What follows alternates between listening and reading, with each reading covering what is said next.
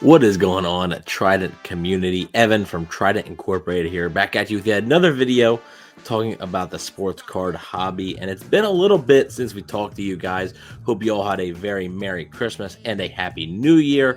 We're back, and we are back talking about the sports card hobby. And today, with the NFL season now coming to a close, the NFL regular season at least, hard to believe. I mean, you get 18 weeks, but it still goes by like that.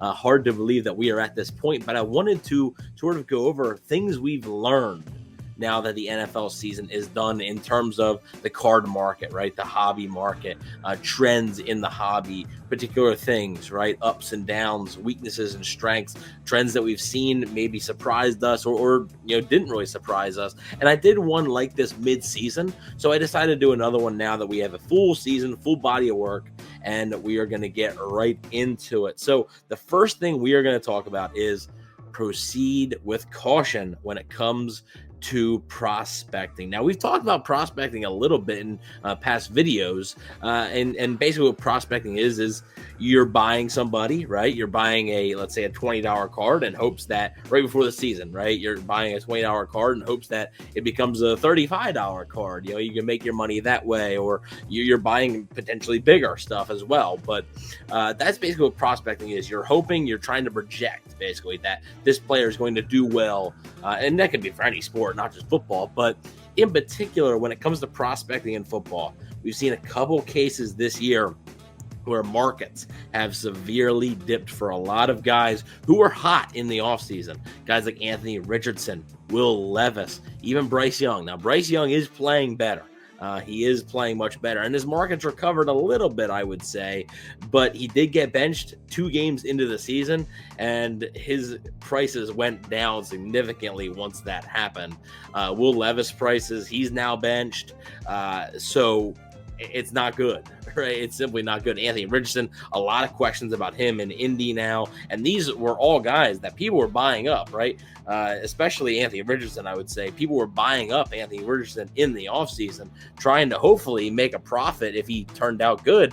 And really, I mean, even CJ Stroud. Now, CJ Stroud has had a good season, but I wouldn't say he's had a great season or even what he was last year. So the people that bought Stroud at a higher price in the offseason, hoping, well, once the season starts and he's playing like an MVP, then maybe, this card will go up even more. Hasn't really happened for Stroud yet. Now, I have all the faith in the world in Stroud. If you have Stroud cards, I would probably hold him personally, because I think the ceiling is insane with that kid still. I don't think there's any worries there. But I mean, that just goes to show you that it's a year-to-year league, right? And sophomore slumps are real, but for guys like Anthony Richardson, Will Levis, Bryce Young, the sophomore slumps are kind of more severe. So just be careful, when it comes to buying those bigger cards in hopes that in a couple months when the season begins, they'll be worth a little bit more. Does it work? Absolutely. It definitely works. But there are times where it doesn't, and I'm sure there are a lot of people right now that are sitting on some pretty good stuff from Richardson, Levis, Young, and a bunch of other guys as well that haven't really worked out. So just proceed with caution there. However, not all hope is lost. And I wanted to include this one right after my initial one because I feel like it's a good segue. The comeback. The comebacks are real, folks. The comebacks are real. We're looking at Baker Mayfield in Tampa Bay. We're looking at Sam Darnold in Minnesota. 2 guys who, obviously in the 2018 draft class, but 2 high draft picks. Baker Mayfield, number 1 overall pick. I believe Sam Darnold was the 3rd overall pick. And both very high picks didn't really work out their original franchises. And for Baker Mayfield, he went off to Carolina, then went to LA, then ends up in Tampa. Sam Darnold goes to San Francisco, and then he ends up in Carolina as well. And then he ends up in Minnesota. And both guys are playing an MVP level right now. And their cards have taken a positive swing because of that, really. And it's because of their play right now. So, a lot of their rookie cards who maybe, weren't looking as great 2 years ago, now their value has probably bounced back a decent bit here, especially the higher end stuff, I think. So just because we talked about Anthony Richardson, Will Levis, Bryce Young, don't count them out yet. Basically, that's what I'm saying. These high draft picks, these guys who have a lot of talent, sometimes it just takes a change of scenery. I mean, even a guy like Geno Smith a couple years ago, we experienced that with him in Seattle there. So I think don't write off them completely. Be cautious when buying them. But I think Darnold, Mayfield, they're reminders that, hey, these guys still got talent. If they go to the right situation, or maybe even they're in the situation still, something changes, right? A new coach comes in, a couple new players comes in. These guys can still come back from their downs, especially in the market. So I do think keep an eye on that. Another thing, I'm going to talk about cautiousness here. Be wary of the preseason hype, the offseason hype. I know we all get into it, right? And that's all sports with a lot of different teams. And there's always one of those teams, right, that comes in and there's a lot of hype for them. The one example I will give for the NFL is the Jets.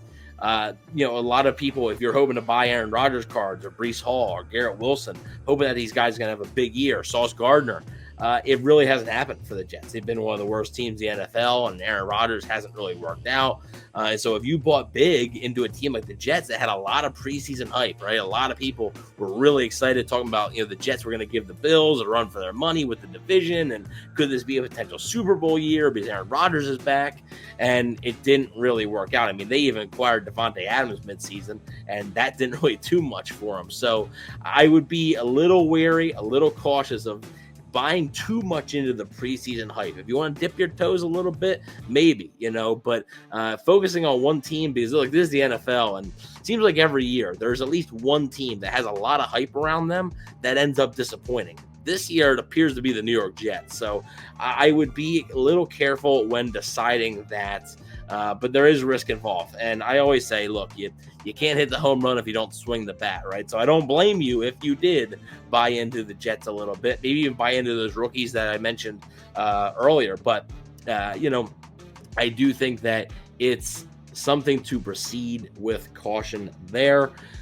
The last thing I think that we've learned, and look, I don't really know if we've learned this, but it sort of reaffirmed confirmed, I guess, my realization that rookie QB markets greater than sign everyone else's. I mean, it just is. Patrick Mahomes could win his third straight Super Bowl this year, three-peat. No NFL team, I believe, has ever had a three-peat. Patrick Mahomes could do it, and his market for his cards are probably not as high as Jaden Daniels cards right now. Caleb Williams cards, even like JJ McCarthy, who's not even playing. Bo Nix cards, Michael Penix Jr., who just got in. So Lamar Jackson might win his third MVP, and his cards still are not the same value as some of these rookie QBs. Now, I understand also a lot of it is with new product, right? New Mosaic, new Prism, new Optic going to be coming soon, Donruss, that stuff. When that stuff comes out, I understand it comes out and everybody wants it, right? So prices are high when it first comes out, and then they drop a little bit. But those markets, man, those markets are real. And a guy like Jaden Daniels right now, his cards are going to be selling for more than Josh Allen cards right now. Josh Allen might win his first ever MVP, has been one of the best quarterbacks in the NFL. And don't get me wrong, Jaden Daniels has been good. But, man, over an established quarterback like Josh Allen, it's pretty shocking. And, again, it was like this with C.J. Stroud last year, right? Stroud, it was a similar situation. This year it's Daniels, it's Bo Nix. A little bit for Caleb Williams there. But, yeah, that's a realization that I came I think it really sort of highlighted for me last year, I think, with Stroud's market and just how much that exploded. I mean, you have, and this is the same thing this year, but you have base Prism rookies. Right now, these guys selling for $15, $20, $25, $30. Whereas, in a couple of months, they might be down a little bit more even.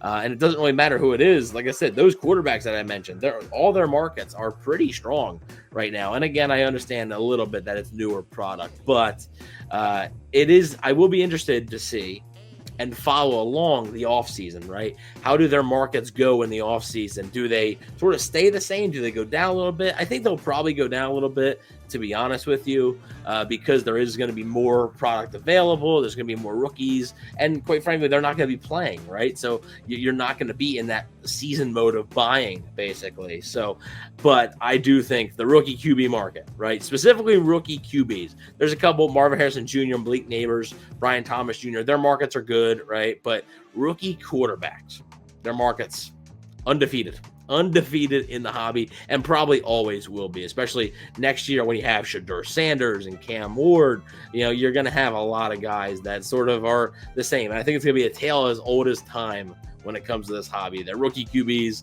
and their markets are going to rule the hobby for a long, long time. But let me know what you guys have learned throughout this NFL season in terms of the hobby and where markets are going. I'm very curious to hear. Thank you all for the support on Trident Inc. on Whatnot. We really appreciate it. We are back doing streams every night now, so stay tuned on Whatnot. Never miss a stream. And thank you all for the support. Like I said, I want to wish you guys a very Merry Christmas, Happy Holidays, Happy New Year. Hope you guys had great holiday season. Thank you all for watching, and keep collecting.